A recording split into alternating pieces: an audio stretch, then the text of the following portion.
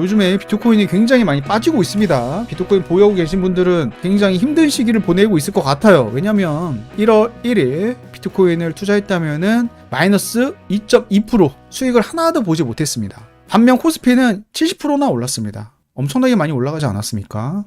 S&P는 14%, 나스닥도 10%, 금 많이 올랐죠, 50%. 이걸 보면서 많은 걸 느끼게 되죠. 코스피 올라가지 않는다. 끝났다. 미국 주식으로 가야 된다. 비트코인이 답이다. 이럴 때가 항상 좀 보수적으로 봐야 될 때고 코스피는 안 된다. 이럴 때가 항상 눈여겨봐야 된다는 게 이번에도 입증이 됐습니다. 이걸 보면서 지방 부동산도 비관이 여전히 있거든요. 인구 감소하고 있고 산업 구조 자체가 붕괴되고 있고 어쩔 수 없다. 지방은 이제 무너진다. 이러한 인식이 깔려 있는데 이럴 때가 기회다. 코스피를 보면서 똑같이 느낍니다. 뭐 지방은 올라가죠. 뭐 울산이 지금 난린데. 15대째 한 달 서울 아파트 거래량 77% 또 확실히 거래량이 대폭 줄었습니다. 하지만은 착시가 있어요. 왜냐면은 토호제 때문에 그렇습니다. 토호제는 지자체에 허가를 받아야 돼. 보름은 생각해야 됩니다. 그리고 서울에 밀린 허가만 봐도 무려 4,000건이나 됩니다. 그러니까 거래량이 죽은 게 아니에요. 역대급 규제가 나왔는데도 불구하고 거래량은 살아 있습니다. 대단하지 않습니까, 진짜? 토호제가 만든 착시다. 참 그래요. 이 토호제가 집가격은 지도 못하고 사람들 괴롭히기만 하고 오히려 매물을 줄어들게 만들면서 부동산 가격을 더욱더 불안하게 만드는 요인이 돼버렸어요. 매물을 나오게끔 해야 되는데 매물을 들어가게끔 하는 정책이 나오는지 도저히 이해할 수가 없습니다. 그러니까 만약에 너희들 난 괴롭힐 거야 하면은 성공인 거죠. 참으로 안타깝습니다. 다들 똑똑하신 분들인데 부동산만 대하면은 모든 국민들이 좀 바보가 되는 것 같아요. 국민들뿐만 아니라 고위공직자들, 전문가들 다 포함해서 바보가 되는 것 같습니다. 아니 토호제하면 당연히 매물이 들어가잖아. 그리고 양도세 중과 유예가 끝나면은 5월 이후로 어떻게 해야 될 건데 매물이 더 잠겨요. 우리 다들 경험했어요. 양도세 중과 시작된 이후로 서울 부동산 시장이 어떻게 됐는지 2018년 4월 이후 어떻게 됐는지 여러분들 똑똑히 기억하시죠? 역대급 상승이 나왔습니다. 서울이 이제 끝났다. 너무 많이 올랐다. 이렇게 말씀하시는 분들이 있거든요. 일부 공감해. 일부. 왜냐면 강남 일부 단지들은 너무나 가격이 올랐으니까 여기서 어떻게 더 올라? 솔직히 저도 공감해요. 일부. 하지만 4분위부터 1분위까지 4, 3, 2, 1분위는 정말 거의 안 올랐습니다. 고점 여전히 20% 빠진 상태예요. 여전히 하락장입니다. 여전히. 그러니까 서울 부동산 끝났다라고 이야기하는 게 되게 섣부른 진단이에요. 하나도 안 올랐는데. 그래서 거기 노도광인 금강구, 중랑구, 은평구 보유하고 계신 분들은 서울 부동산 끝났다 이런 이야기 들으면은 황당한 거야. 아니 무슨 말이야. 올라가지도 않았는데. 시작 안 했는데 무슨 끝나. 이렇게 이야기들을 합니다. 내년에 서울 그리고 수도권 저는 상승 전망합니다. 올해는 강남, 용산 핵심지가 올라갔다면은 내년에는 덜 핵심지, 중급지 이하가 올라간다. 저는 분명히 그렇게 봅니다.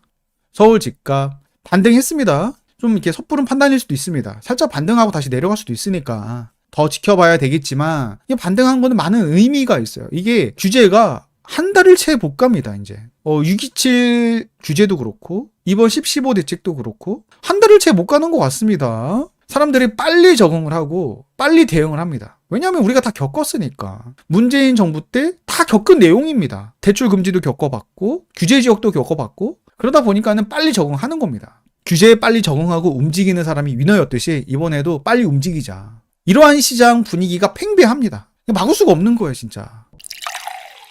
이거는 좀 미신, 타모니즘적인 전망인데 2006년 대폭등했죠. 참여정부 때. 그리고 2016년 이때부터 폭등이 시작이 됐어요.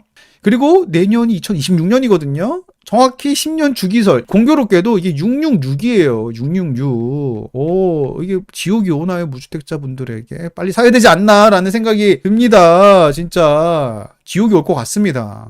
공교롭게도 숫자가 또 이래요. 자, 토호제 걸렸는데도 불구하고 강남은 다시 올라가기 시작했습니다. 이 가격인데 또 올라? 네, 또 올라갑니다. 저도 믿기지가 않거든요. 또 올라가. 개포, 계자프 41억 신고가 찍었습니다. 소초 그랑자이 42억, 또 잠실 리센츠가 35억인데 여러분들 놀라지 마십시오. 잠실 르엘이 내년 1월 입주거든요. 근데 43억 8천에 팔렸습니다. 입주 장인데도 불구하고 미친 듯이 올라가고 있어요. 올 현금으로 산 거예요. 올 현금으로.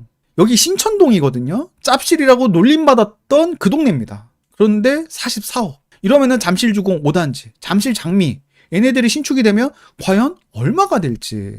잠실 장미는 그 민주당의 원내대표가 보유하고 있죠. 이걸 보면서 얼마나 기분이 좋을지 매일같이 축제일 것 같습니다. 네. 그리고 잠실 장미가 되게 좋은 게 이게 길게 잠실 주공은 이렇게 생겼고 땅의 모양이 잠실 장미는 이렇게 생겼거든요. 그러니까 한강뷰가 많이 나와. 한간에는 100% 조합원 100% 한강뷰를 보장할 수 있다 이런 이야기까지 나오고 있습니다. 그러면 나중에 잠실 장미가 대장이 될 수도 있는 거죠. 잠실 주공을 밀어내고 잠실 주공이 아무래도 속도가 빠르다 보니까 현재는 주도하고 있는데 잠실 장미도 그에 못지않는 추후의 시세를 보여줄 거다. 김병기 의원은 되게 좋을 것 같습니다. 네. 이게 그래요. 이게 올라가는 게 어쩔 수 없습니다. 이 매물이 급속도로 사라지고 있어요. 서울만 봐도 올해 1월 8만 건이었거든요. 매물이. 근데 지금은 5만 건으로 무려 3만 건이 매물이 날라갔어요.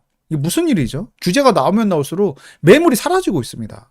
이러니까 당연히 매도자 우위 시장으로 만들어질 수밖에 없는 거예요. 그러니까 정책의 방향을 완전히 바꿔야 돼요. 패러다임 자체를 완전히 우리의 상식을 뒤집을 정도로 바꿔야 됩니다. 그렇지 않고서는 매물이 나올 수가 없어요.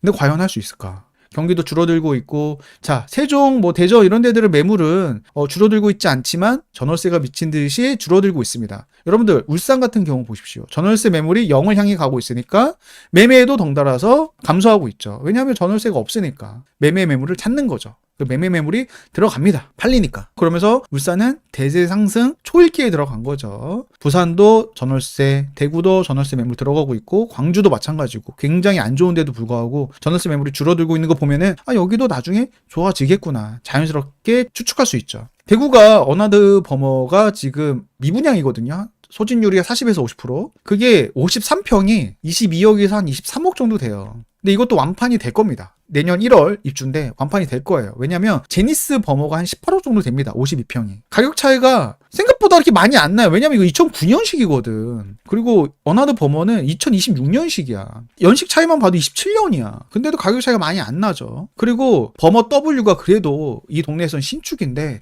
대형이 없어. 대형이. 여긴 다 30평대야. 그러니까 핵심지에 신축 대형이 없는 거야.